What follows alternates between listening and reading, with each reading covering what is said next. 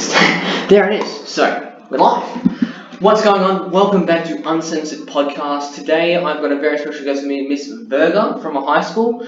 Miss Verga will be talking about mindfulness and mental health. Miss Verga, how are you today? Good, thanks, John. How are you? I am extremely tired. We're doing this late in the day. We've had 4 sessions already, so it's getting in the later parts of the day. But you know what? There's no rest for the weary. We've got to get straight into it, and I'm so excited to have you. So mental health and mindfulness. Why did you want to choose this as a topic to discuss?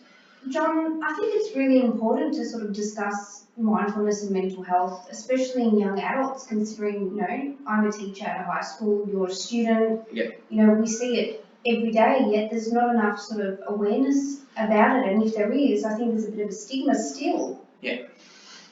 So what sort of things will you be talking about with mindfulness and mental health today? Well, I wanted to give you some statistics first, just sort of, set the picture really. Yeah. 1 in 4 adolescents will experience mental health problems this year, and that's massive. Yeah, that's a huge amount. Like if you think about your class, 1 in 4. Like in a class of 25, that's a huge amount of people. Yeah, correct. And it's scary to think that this all happens. It happens every day all around us while we're at school. Yeah. Another stat: 65% of adolescents won't seek help. Yeah. And it's sad because even here at school, we've got counsellors and we've got people who are there to help you, but some people still don't want that, still don't want to be out with it and get people to help them. I think it's also hard to take the first step. Yeah. Like, who can I talk to? Will they be judgmental? Yeah. And I guess that sort of adds to it. That's why sort of, sometimes we might confide in our friends. Yeah, exactly.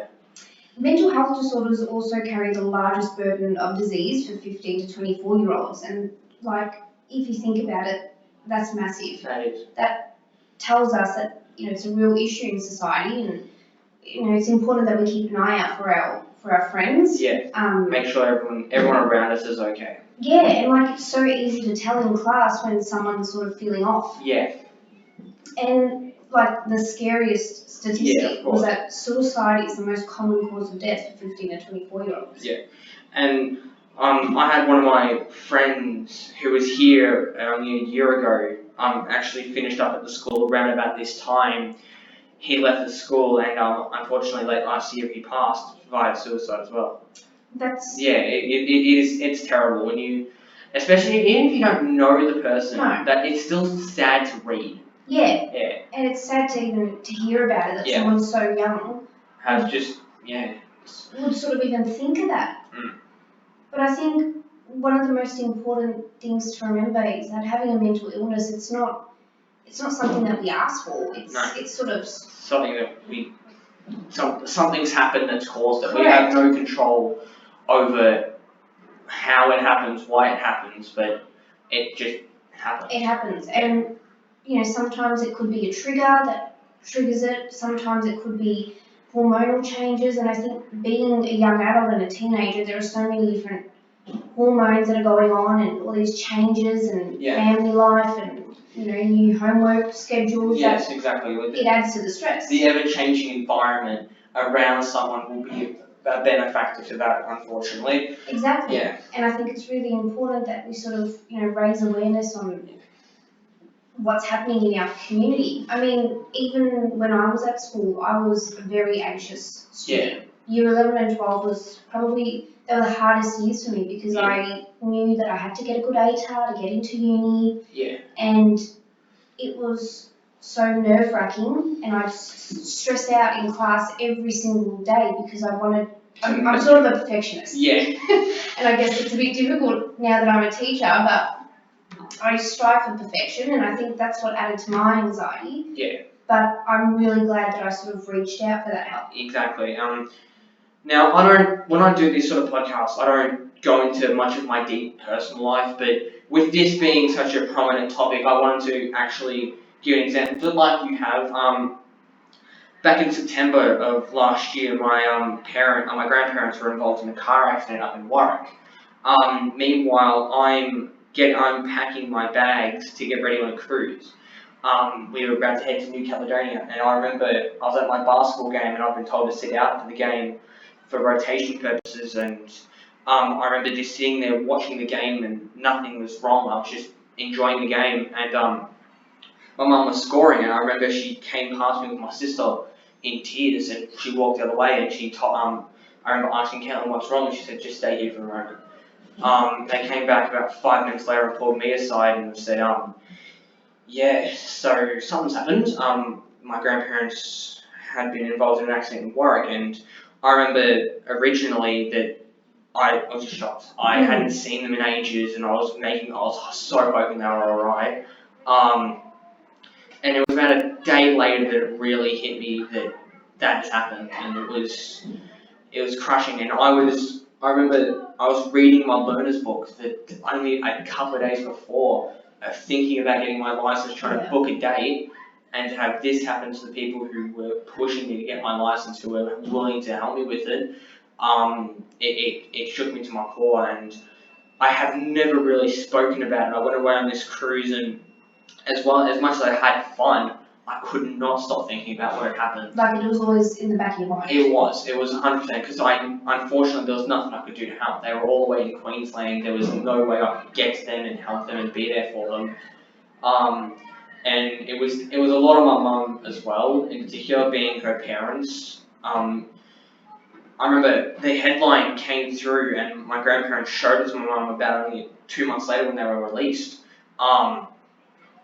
80-year-old man in critical condition after a car accident, and hit my mum there that it was, he's 80. And probably the word critical as well. Yeah. Reading that as well brought it back into the front of my mind, and almost triggered it again. Yeah, exactly. Yeah. And as much as I was there for my mum, as well as the rest of my family was, I didn't really have the people asking if I was okay. Yeah. Which at the time I'm like, that's fair enough. Yeah. It's my mum's parents. All attention should be on my mum and her brother, because they're the immediate family. But now looking back, I really would have liked it if someone had asked, was I okay? Because it was only about 3 months later that someone noticed that something was not right. Yeah. I was eating normally, I was going about my day normally, but I wasn't reading my learner's book, I wasn't talking about my license anywhere near as much. And I remember my dad sat me down, he's like, are you okay? And I said, yeah, and that's what you needed. Yeah, now I'll be honest, I only recently when I was up there over the New Year, I actually saw the photo, and it's the first time I'd seen it. Yeah. And weirdly, I have that as a reminder on my phone, because that happened and I don't want to forget it, but I want to make sure that I know what's happened, and I know it wasn't just a terrible dream, that it's actually happened, because I've only seen my grandparents 3 times since then, including Christmas. Yeah. And every single time they're getting better, but they're not perfect yet. Yeah. They're not back to the way they were. My grandfather can't really move his right hand. And having that, just be able to see it. Yeah. As weird as it is to see it without seeing it in person, it kind of, in an odd way, comes to me to know that they survived that. Yeah, absolutely. They are still here. And yeah. It's a very difficult topic. It is. And I'm very thankful that you decided to share that with me as well, because not many people would even talk about that. No. And I think, that's one thing that you never ever want to hear, that, a family member's been in an accident. Yeah. But, being there for your family is definitely one of the most important things, and you were able to do that. Yeah, the most important part to me was that I was there for my mum. My uncle and I have never really seen eye to eye, other than the fact that I'm about 3 feet taller than him. But you are very tall. Yes. We haven't had the greatest relationship. Yeah. But I made sure that the day that I found out, I was with my mum. That drive home, we had some friends over, and the second that my mum went to lie down, I made sure that she was okay, and I called my uncle. Yeah. Because my uncle was heading up there as soon as he can to make sure that my grandparents were okay and be there for my grandmother. while my grandfather was airlifted to Brisbane Hospital, and I remember calling him on the way there, and he's just so thankful to hear my voice. Yeah. And so thankful to hear that someone was making sure that he was okay. And that someone cares. Yeah, exactly. And because he drove the whole way up there, to make sure that grandma had someone with him, with her. Yeah. And I put aside my issues with him to make sure that he was okay, because it was not going to be easy for him. No, not at all. And I think it's those times when you need to sort of rely on your family the most. Yeah. And I think it's actually really awesome that you were able to be there for others, and at times you might have forgotten about yourself. Yeah. But you were always out there looking out for others. Yeah. And I think that's a really, really important sort of characteristic even. Yeah. I think one thing that I do know about you, and I think also would have helped, is that you're very mindful. Yeah. And I think that's a big thing, especially with anxiety, being mindful and being present. Yeah, in the moment. And in the moment. And with you saving that photo, for example, it's almost like it's a grounding technique. Yeah. And I think other ways that other teens can, sort of try and deal with their anxiety and their stresses is by being mindful and being aware of what's happening in the moment and in the present, rather than worrying about future or past events. Yeah. Even in the case of it being a past event, it's still being there in the moment of it happening. Yeah. And realizing that, as I said, that they survived that. They're alive, and I couldn't be more thankful for that, honestly. I was there before they went away, about a month before they went away, and I was helping them pack their trailer before they went away, because they go away for 6 months around Australia. I remember packing and helping them, and then to hear about them for the first time in 6 months that they had been involved in an accident. It sucked. Yeah, exactly. And I think, with your own experiences, and also others, there are many others, other young adults and teenagers who have had, personal issues of their own. I think it's really important that, you think of the little issues that come up, but you've also got to think there's so much worse. Exactly. It could have been so much worse. Exactly. And the fact is that if it was worse, that there was still nothing I could do about it. I know that there was nothing I could do about it anyway. There was no way of me getting up there and being there for them. There was no way of me being able to tell them that I was here for them and stuff like that. I remember the first phone call I made of December. It was December 1st, about a couple months later. They're both out. They've both gone out for the first time together. And I remember the first thing I did was I called them. Yeah. I think it was even, and that was a terrible idea, it was even during class. It wasn't during class, it was during a school day. Yeah. I got a message from my mum that said they're out. Yeah. And I remember speaking to them during the lunchtime section. I spoke the entire lunchtime with them. Because they were back to the same way mentally. Yeah.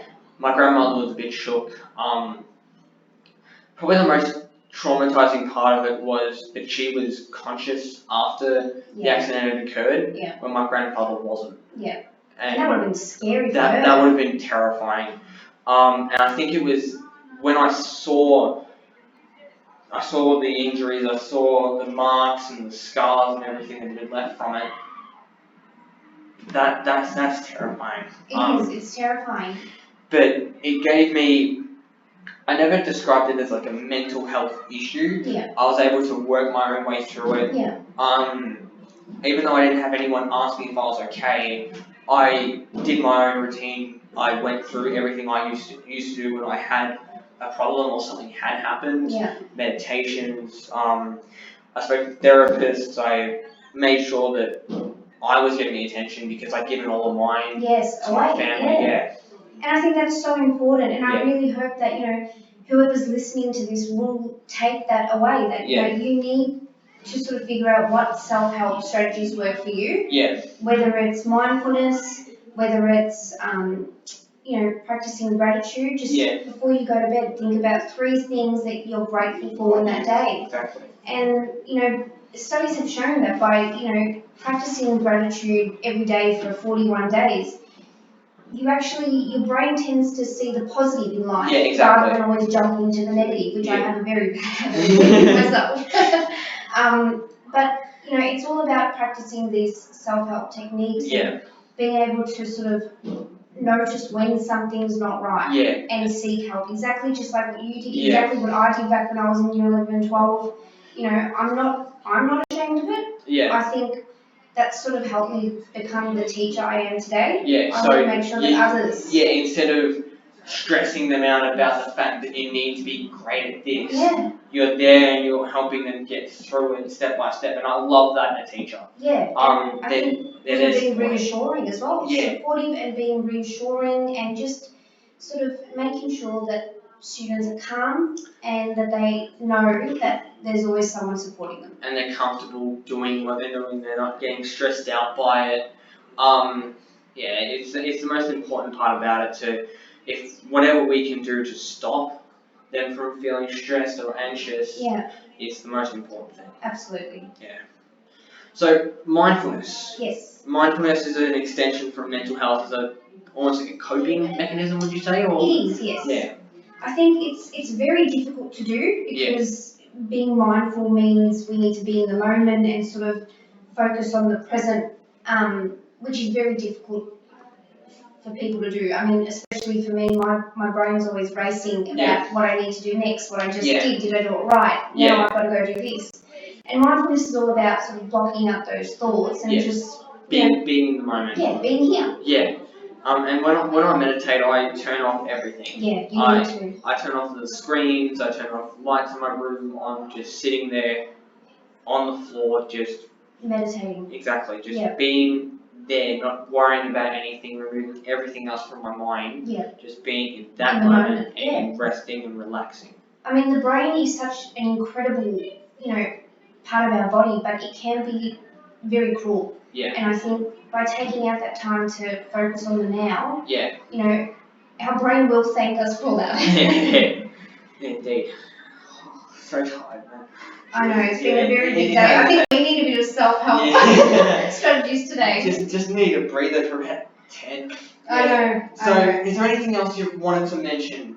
Anything else you wanted to talk about? I think that we've covered everything really well. I think the most important takeaway message that I'd like to sort of get out there is that it's okay to ask for help. Yeah. It's okay to, go and seek a therapist or talk to your mum, your dad, your siblings, a teacher even. Yeah. Someone you feel comfortable around. Absolutely. Yeah. And there is no judgment. Every single person deals with, issues differently. Yeah. And I think it's really important to know that, there is someone out there, whether it's a family member, friend or teacher, who can help you. And someone there who's there to support you and be there for you. Yeah. It's very important. Well, sorry for hogging most of the time talking about my experiences with it. No, not at all. But thank you again to Ms. Verga for joining me. Thank you so much, John. Brain's just not working right now. No, don't worry. We can definitely do some mindfulness. Yeah, we can take a couple minutes to meditate. We got a bit more. We got a couple little. We got a bit left in lunch. Sorry. We do. Oh my god, my brain's not working. That's okay. It's not functioning. Thank you again to Ms. Verga. Thank you, John. Next week. We will talk to you in the next video. Have a good one, guys. Thanks, John.